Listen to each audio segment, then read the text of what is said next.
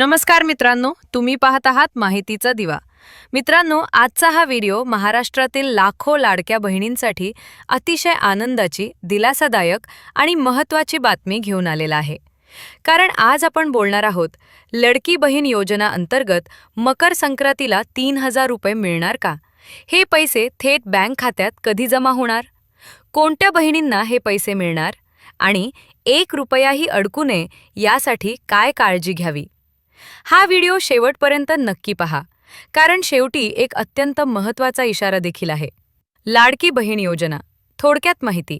मित्रांनो, लाडकी बहीण योजना ही महाराष्ट्र सरकारची एक अतिशय महत्त्वाची आणि महिलांना आर्थिक आधार देणारी योजना आहे. या योजनेचा मुख्य उद्देश म्हणजे महिलांना आर्थिक स्वावलंबन देणे, घर खर्चात मदत करणे, महिलांचे सक्षमीकरण करणे. या योजनेअंतर्गत पात्र महिलांच्या बँक खात्यात दरमहा आर्थिक मदत थेट जमा केली जाते. आजपर्यंत लाखो बहिणींना या योजनेचा लाभ मिळालेला आहे. मकर संक्रांत आणि 3000 रुपयांचा प्रश्न. मित्रांनो, सध्या सोशल मीडियावर आणि गावागावात एकच चर्चा सुरू आहे. मकर संक्रांतीला 3000 रुपये मिळणार का? हा बोनस आहे का? की 2 हप्ते एकत्र येणार आहेत? चला तर मग याबाबतची खरी आणि स्पष्ट माहिती समजून घेऊया. मकर संक्रांतीला 3000 रुपये कसे मिळणार? मित्रांनो, सरकारी सूत्रांनुसार आणि सध्या समोर येत असलेल्या माहितीनुसार ज्या लाडक्या बहिणींचा मागील एखादा हप्ता अडकलेला होता किंवा ज्यांची प्रक्रिया उशिरा पूर्ण झाली होती, अशा बहिणींना जानेवारी महिन्यात 2 हप्ते एकत्र मिळण्याची शक्यता आहे. 1 हप्ता चालू महिन्याचा, दुसरा हप्ता मागील प्रलंबित हप्ता, म्हणजेच एकूण 3000 रुपये थेट खात्यात जमा होऊ शकतात. पैसे थेट खात्यात कधी जमा होणार?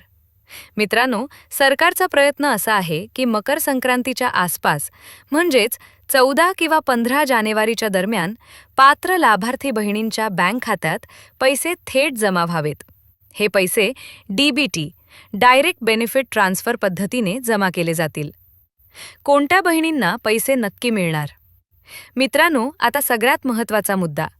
खालील अटी पूर्ण असतील तरच पैसे जमा होतील. लाडकी बहीण योजनेत नाव मंजूर असणे, ई-केवायसी पूर्ण असणे, आधार कार्ड बँक खात्याशी लिंक असणे, NPCI DBT स्टेटस ॲक्टिव्ह असणे, बँक खाते चालू ॲक्टिव्ह असणे, नाव, आधार आणि बँक माहितीमध्ये कोणताही मिसमॅच नसणे.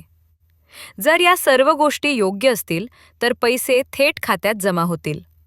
कोणाच्या पैशांवर धोका आहे? मित्रांनो, खालील कारणांमुळे काही बहिणींचे पैसे अडकू शकतात.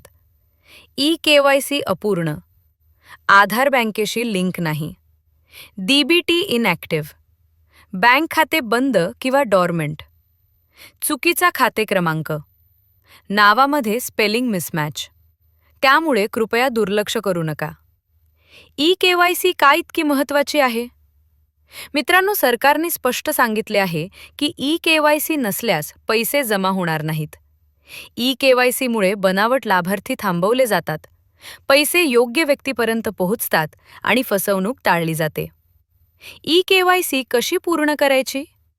जर अजून ई-केवायसी झाली नसेल तर जवळच्या CSC सेतू केंद्रावर जा.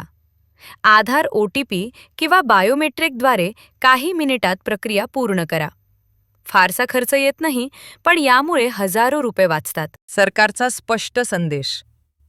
मित्रांनो, सरकारचा उद्देश पैसे बंद करणे नाही. सरकारचा उद्देश आहे फक्त योग्य लाभार्थीपर्यंत पैसे पोहोचवणे. म्हणून घाबरू नका, पण निष्काळजीही राहू नका. मकर संक्रांत, बहिणींसाठी आनंदाची भेट. मित्रांनो, मकर संक्रांत म्हणजे नवीन सुरुवात, गोडधोड, आनंद आणि समाधान. आणि अशा सणाच्या काळात लाडकी बहीण योजनेचे पैसे खात्यात जमा होणे ही नक्कीच आनंदाची गोष्ट आहे. शेवटचा महत्त्वाचा इशारा. मित्रांनो, कोणत्याही अफवांवर विश्वास ठेवू नका.